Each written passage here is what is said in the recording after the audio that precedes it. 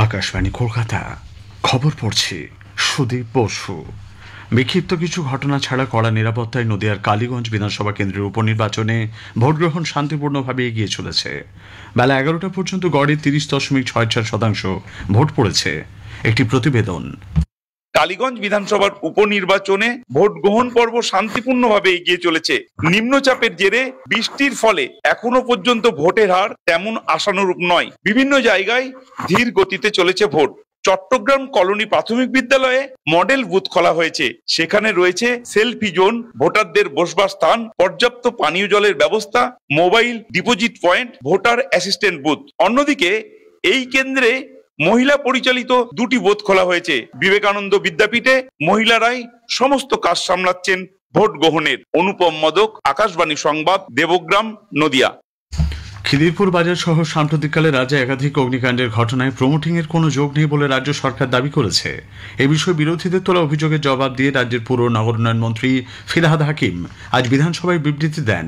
তিনি বলেন, সাম্প্রতিককালে রাজ্যে বেশ কয়েকটি বড়সড় অগ্নিকাণ্ড ঘটেছে, যার জন্য তিনি অপরিকল্পিত নগরায়ন এবং সাধারণ মানুষের সচেতনতার অভাবকেই দায়ী করেন। দমকল মন্ত্রী সুজিত বসু জানান, অগ্নিকাণ্ডের বাড়বাড়ন্ত নিয়ে সরকার উদ্বিগ্ন। সেজন্য একটি কমিটি তৈরি করা হয়েছে। এই কমিটি অগ্নিকাণ্ড রুখতে মান্য কার্যবিধি এসওপি তৈরি করবে। বিধানসভার উল্লেখ পর্বে বিরোধী দলনেতা শুভেন্দু অধিকারী রাজ্যের অগ্নি নির্বাপন পরিকাঠামোর বেহাল দশা নিয়ে সরব হন। তিনি বলেন, 2025 সালে 12টি বড় অগ্নিকাণ্ডের ঘটনা ঘটেছে শহরে, যার মোকাবিলার মতো পরিকাঠামো রাজ্য সরকারের নেই।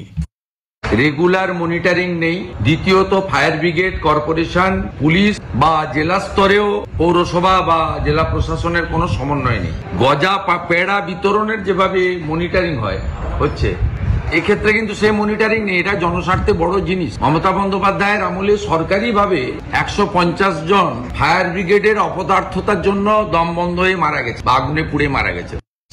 রাজ্যে স্নাতক স্তরে ভর্তির জন্য গতকাল চালু হওয়া কেন্দ্রীয় পোর্টালে ভালো সাড়া মিলেছে বলে শিক্ষা দপ্তর জানিয়েছে। গতকাল সন্ধে পর্যন্ত কেন্দ্রীয় পোর্টালে 28,443 জন নাম নথিভুক্ত করেছেন বলে জানিয়েছেন রাজ্যের শিক্ষামন্ত্রী ব্রাত্য বসু। বিভিন্ন কলেজে ভর্তির জন্য তারা মোট 71,949টি আবেদন করেছেন। এর মধ্যে ভিন রাজ্যের ছাত্রছাত্রীরাও রয়েছেন। এদিকে কলকাতা হাইকোর্টের রায়ের অবমাননা করে রাজ্যের কলেজগুলিতে ভর্তির অনলাইন পোর্টাল চালু হয়েছে বলে উল্লেখ করে বিচারপতি তপব্রত চক্রবর্তী ডিভিশন বেঞ্চের দৃষ্টি আকর্ষণ করেছেন ওবিসি সংরক্ষণ মামলার মূল আবেদনকারীরা। তারা জানিয়েছেন, পোর্টালে ওবিসি এ এবং ওবিসি বি এই দুই ক্যাটাগরি রাখা হয়েছে। মামলা দায়ের করার অনুমতি দিয়ে ডিভিশন বেঞ্চ নির্দিষ্ট তালিকা অনুযায়ী শুনানির আশ্বাস দিয়েছেন। চাকরি ফেরানোর দাবিতে আন্দোলনে সব রাজনৈতিক দলের ছাত্র সংগঠনকে পাশে দাঁড়ানোর আবেদন জানিয়েছেন চাকরিহারা শিক্ষকরা। আজ বিকাশ ভবনের কাছে অবস্থান মঞ্চে এক সভায় রাজনৈতিক দলের ছাত্র সংগঠনগুলিকে যোগ দেওয়ার আহ্বান জানিয়েছে যোগ্য শিক্ষক শিক্ষিকা অধিকার মঞ্চ।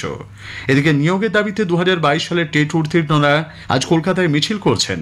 ওয়াই চ্যানেল থেকে কলকাতা বিশ্ববিদ্যালয় পর্যন্ত এই মিছিল চলেছে। নিম্নচাপের প্রভাবে আজও রাজ্যের বিভিন্ন জেলায় ভারী থেকে অতি ভারী বৃষ্টির পূর্বাভাস দিয়েছে আবহাওয়া দপ্তর। পুরুলিয়া, বাঁকুড়া, পশ্চিম বর্ধমান, ঝাড়গ্রাম ও পশ্চিম মেদিনীপুর জেলায় জারি রয়েছে লাল সতর্কতা। পূর্ব বর্ধমান, পূর্ব মেদিনীপুর, বীরভূম, দক্ষিণ 24 পরগনা জেলাতেও মাঝারি থেকে ভারী বৃষ্টির সম্ভাবনা। অন্যদিকে উত্তরবঙ্গের দার্জিলিং, জলপাইগুড়ি, আলিপুরদুয়ার ও উত্তর দিনাজপুর জেলায় বিক্ষিপ্তভাবে বজ্রবিদ্যুৎ সহ ভারী থেকে অতি ভারী বৃষ্টি ও ঝোড়ো হাওয়া বয়ে যাওয়ার সম্ভাবনা রয়েছে। গভীর সমুদ্রে মৎস্য শিকারের ক্ষেত্রে জারি হয়েছে লাল সতর্কতা। পশ্চিম মেদিনীপুর জেলায় গত দুদিনের ভারী বৃষ্টিতে গড়বেতা, চন্দ্রকোনা এলাকায় শিলাবতী নদীর জলস্তর বৃদ্ধি পেয়েছে। বিস্তীর্ণ এলাকা প্লাবিত হওয়ার আশঙ্কা করছেন স্থানীয় বাসিন্দারা। দুদিন একটানা বর্ষণে বাঁকুড়া জেলার বিভিন্ন এলাকা জলমগ্ন, ক্ষতিগ্রস্ত বেশ কিছু বাড়ি। পুরুলিয়া জেলার বহু এলাকায় টানা বৃষ্টিতে বিপর্যস্ত জনজীবন।